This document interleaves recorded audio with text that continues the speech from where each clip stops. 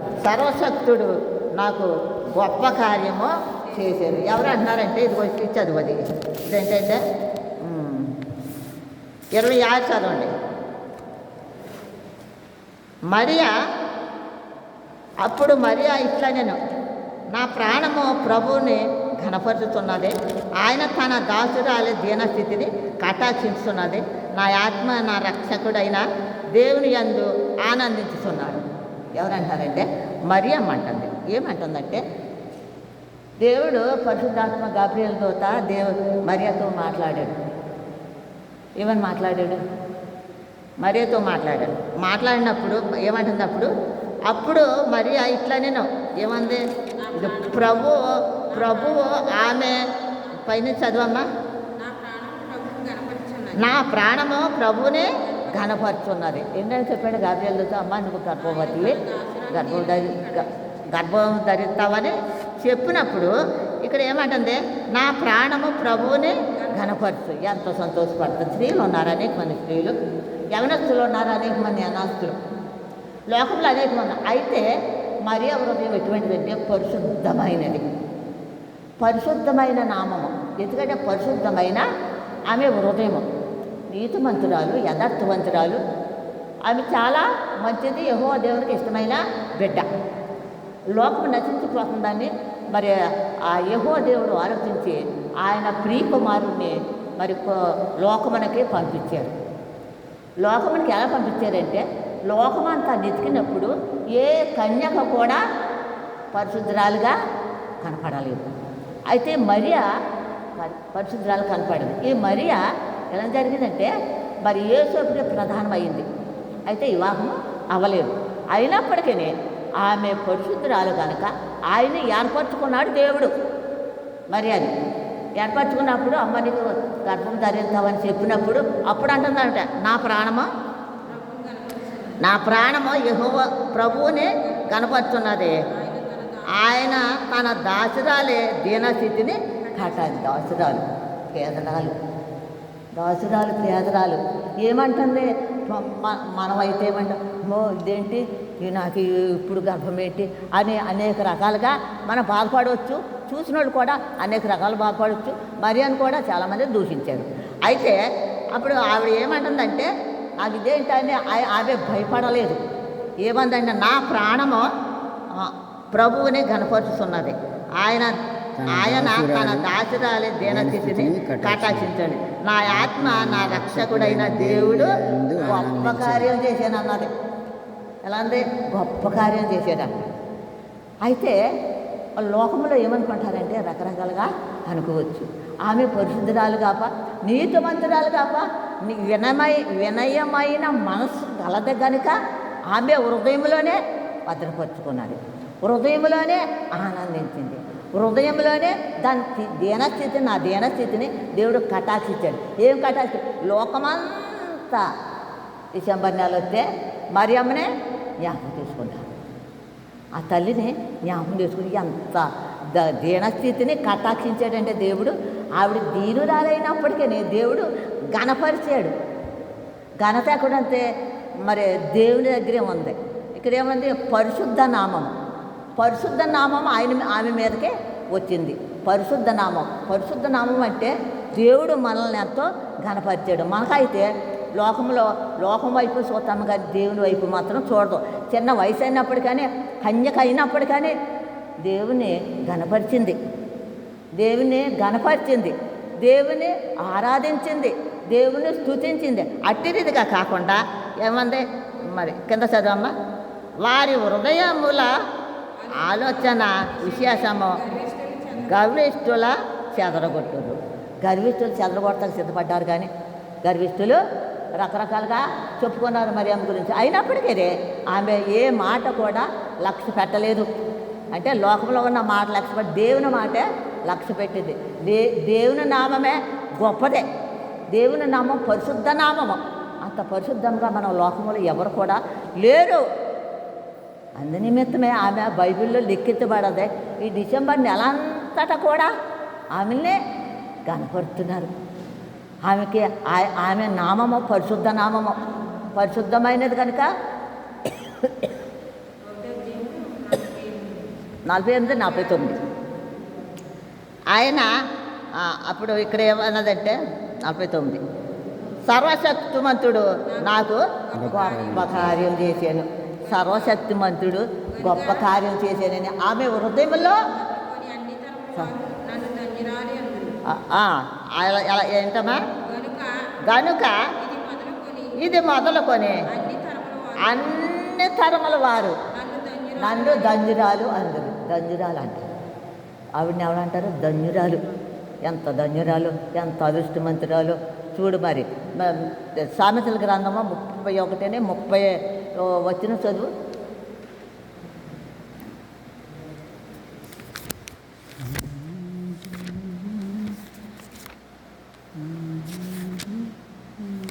ముప్పై వచ్చిన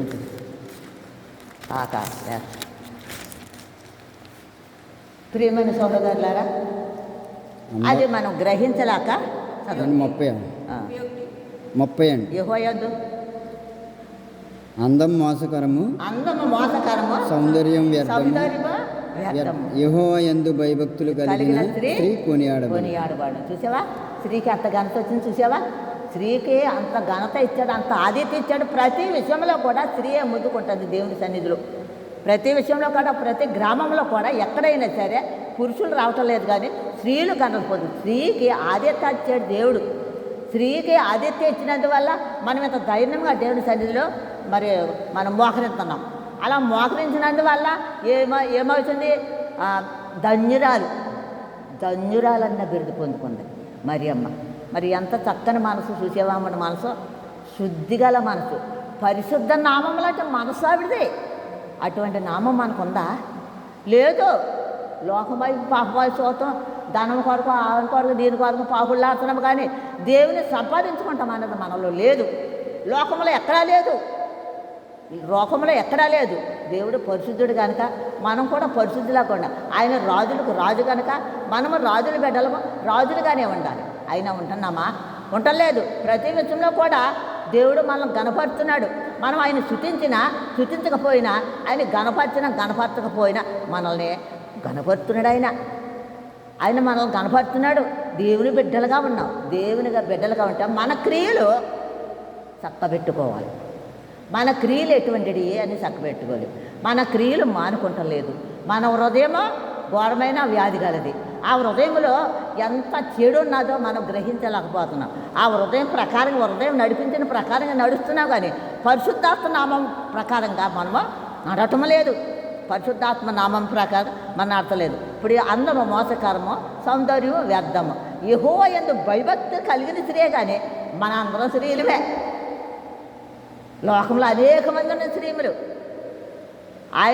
ఆమె పెనుమిటి చదువు, ఆమె పెనుమిటి ఆవిడని గణపరచుడు. చూడండి, ఆమెను పొగుడును, ఆమె బిడ్డలో కుమార్తెలు ఆమెనే చూడండి. ఇక్కడే ఉంటుంది పొగుడు. కుమార్తెలు చూడు. చాలా మంది కుమార్తెలు ప్రతివ్రత ధర్మం అనుసరించి ఉన్నారు, కానీ వారందరినీ నీవు మించిన దానవ. ఎవరో బిడ్డలు కనపడుతున్నారు. ఇప్పుడు బిడ్డలు కనపడుతున్నారు. ఆమె కుమారులు లేచి ఆమెను ధన్యురాలందరూ. చూసావా, ఆమెను ఆ కుమారులు లేచి అన్నారు, ఆమె ధన్యురాలు, మా తల్లి ధన్యురాలు అన్నారు. ఎందుకన్నారు? ఆమె ప్రవర్తన అటువంటిది. చాలా ఉందా, చదివితే అదంతా చాలా ఉంది, కానీ ఆమె ప్రవర్తన అటువంటిది. భర్త కనపడుతున్నాడు, బిడ్డలో కనపడుతుంది. ఎవరిని? స్త్రీని, తల్లిని. మరియమ్మ తల్లిని ఎంతమంది కనపడుతున్నాం. ఎందుకు ధన్యురాలైంది ఆవిడ? తరతరాలు కూడా, ఎన్ని తరాలు అయ్యింది. 2025 సంవత్సరాల నుండి ప్రతి సంవత్సరం ఆవిడని కనపడుతున్నాం. ఆ వాక్యం చదివినప్పుడల్లా కనపడుతున్నాం. మనకున్నది ఆ ఘనత సంపాదించుకోవాలంటే పరిశుద్ధ నామమని కనపరచాలి. పరిశుద్ధ నామమే మనము హృదయంలో భద్రపరచుకోవాలి. విన్న వాక్యాన్ని హృదయంలో భద్రపరచుకోవాలి. హృదయం ఘోరమైన వ్యాధి కలిగి ఆ వ్యాధిని మనం తీసుకుంటేనే కానీ దేవుణ్ణి గణపరచలేం. ఆ వ్యాధి తీసేసుకోవాలి. శుభ్రంగా ఆయన అమూల్యమైన రక్తం శుభ్రంగా హృదయం కడిగాలి. మనకుందా? మన స్త్రీల సమాజానికి ఉందా? స్త్రీలందరికీ ఉందా? లేదు. ఒకరిపై ఒకరు రకరకాలుగా ఉండేవారమే కానీ లేదు. ఈరోజు మరి నెలలు మరి చేతనారాయణ పాప అంటుంది 25వ తారీఖు నుంచి నవంబర్ 25వ తారీఖు నుంచి 25 నుంచి మరి ఇది ఇక్కడ రాసి ఉన్నదే, మనకి పంపులు రాలేదు. కానీ 25వ తారీఖు నుంచి ఉదయకాలపు ఆరాధన జరుపుకుంటున్నారు. మనకి ఇలా 6వ రోజు. ఈ 6వ రోజుని ఈరోజు పెట్టు. ఈ రోజన్న దేవుని సన్నిధికి రావాలా? ఏది మనం సంపాదించిందే. ఈరోజు ఈ సమయంలో రమ్మంటే వెళ్ళిపోవాలి. దేవుడు పిలిచి వెళ్ళిపోలే. బ్రతికి ఉన్న కాలమనే ప్రభుని కోరవండి. హృదయమనెడు తలుపున యేసునాథుడు నిలచి సదయుడగు చూడు సకల విధముగా తట్టుతున్నాడు. హృదయం తెరబడుతుందా? మనకి హృదయం తెరబడదు. అయితే మనకే హెచ్చు మాటలు కొన్ని వస్తాయి. మనమే కాదు, అనేక మంది స్త్రీలలో, అనేక మంది గ్రామంలో ఐక్యత లేదు, సమాధానము లేదు, సుబుద్ధి లేదు. ఏమీ లేకుండా మనం ఉన్నామంటే మనల్ని ఇంతగా ప్రేమిస్తున్నాడంటే దేవునికి మనం ఎంత గణపడతారో ఒకసారి గ్రహించండి. ఒక్కసారి గ్రహించాలి మనము. నాకు మనం గణపరచాలి. అసలు మన నుంచి వేడి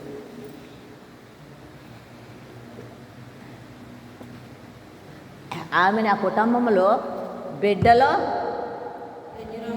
ధన్యురాలు, తండ్రి ధన్యుడు, మరియమ్మ ధన్యురాలు.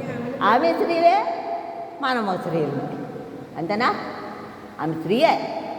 అయితే ఆమె మహోన్నతుడని యెహోవా దేవునికి తల్లి.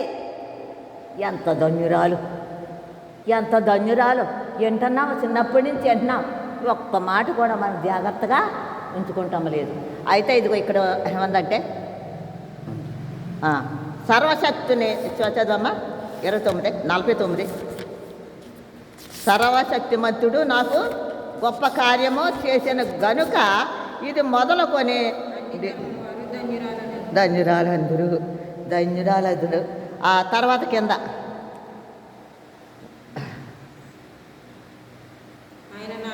ఆయన నామము పరిశుద్ధము.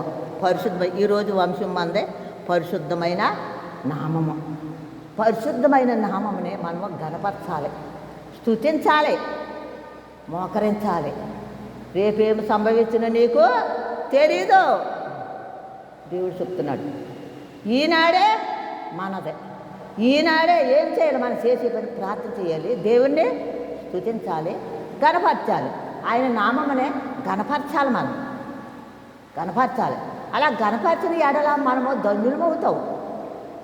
ధన్యులమవుతాయి. ఎవరైనా సరే దేవునికి భయభక్తులు కలిగిన వారే ధన్యులవుతారు.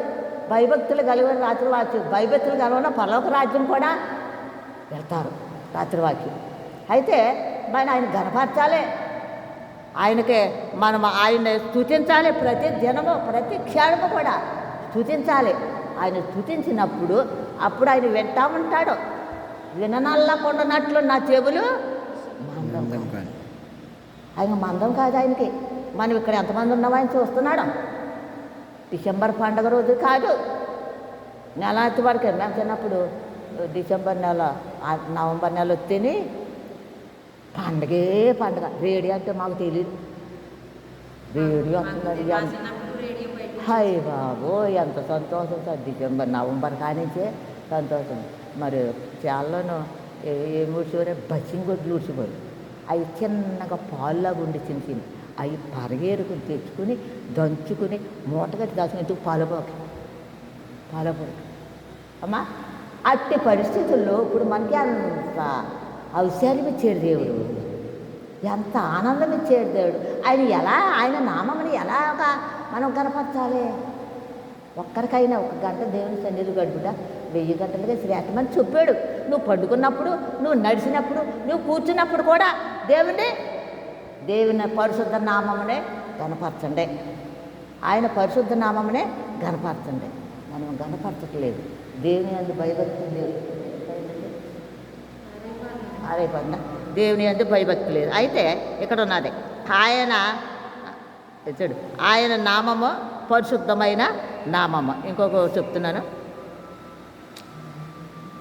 సామెతలు చదివేవి కదా, ఇక్కడ ఉండ కాగితం.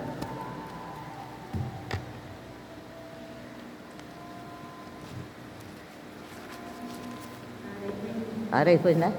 మనం సర్లే, దేవుని దయ వల్ల, దేవుని కృప వల్ల మనం అందరం కూడా ధన్యులం అవ్వటానికి ప్రభువు నామమునే, పరిశుద్ధ నామనే ఘనపరచాలంటే ప్రతి దినం కూడా రావాలి. మీరు ఫోన్లో చెప్పండి.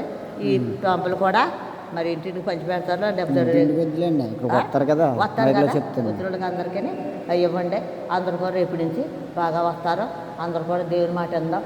ఇది పరిశుద్ధ నామము. ఇది పరిశుద్ధ నామమని మనము కనపరచాలి, మరి స్తుతించాలి. మనలో కూడా మరి ఎటువంటి క్రోధము కానీ అసూయ కానీ ఏమి ఇటువంటి మనలో ఉండకూడదు. అందరిని దేవుడు అందరినీ ఒక రీతిగా ప్రేమించిన దేవుడు. మనము ప్రేమించలేమా? దేవుడిని ఎలా ప్రేమిస్తావు? మనం ఒకరినొకరు మనం ప్రేమించుకోలేము. ఉన్నవాళ్ళం ప్రేమించుకోలేము. కానీ నేను కనపడని నన్ను మీరు ఎలా ప్రేమిస్తారో అన్నాడు దేవుడు. ప్రేమ. ఆయన మొట్టమొదల లోకంలోకి వచ్చినప్పుడు ప్రేమ సంపాదించాడు. ప్రేమ, అటువంటి ప్రేమ మనలో ఉండాలని మన సంఘమందరూ కూడా ఏకంగా కలిసి ప్రతి దినము కూడా మరి ఉదయకాల ఆరాధనకు రావాలని మరి కోరుతూ ఈ వాక్యం ముగిస్తున్నాను.